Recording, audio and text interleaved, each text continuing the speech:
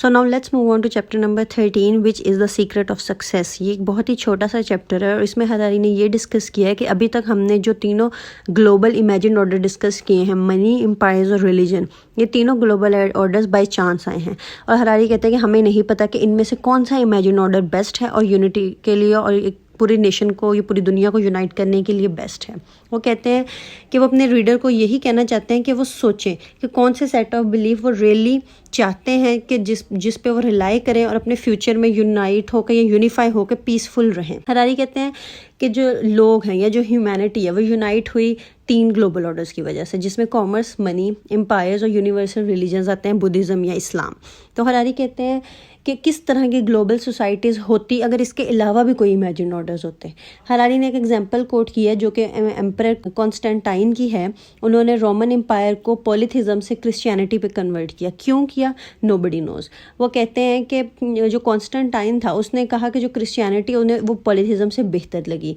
Harari सोचते हैं कि क्या हो अगर इसी तरह कभी जो चाइना है वो दुनिया की सुपर पावर बन जाए, और कैसी दुनिया होगी अगर ह्यूमैनिटी अपना पूरा इकोसिस्टम डिस्ट्रॉय कर दे। और हरारी कहते हैं कि क्या स्कॉलर्स प्रिडिक्शन बना सकते हैं, पर वो कहते हैं कि नहीं, क्योंकि हमेशा future, you can't predict the future, there are always room for surprises.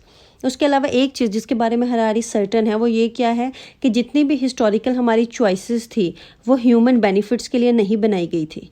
वो कहते हैं कि कोई भी इसमें एविडेंस नहीं है कि जो क्रिश्चियनिटी है वो एज़ कम्पेयर टू पॉलीथिज्म ज़्यादा बेहतर थी ह्यूमन काइंड के लिए। और कहते हैं कि इसका भी कोई उनके पास सबूत नहीं है कि जो अरब एम्पायर है वो बेटर है पर्शियन एम्पायर से।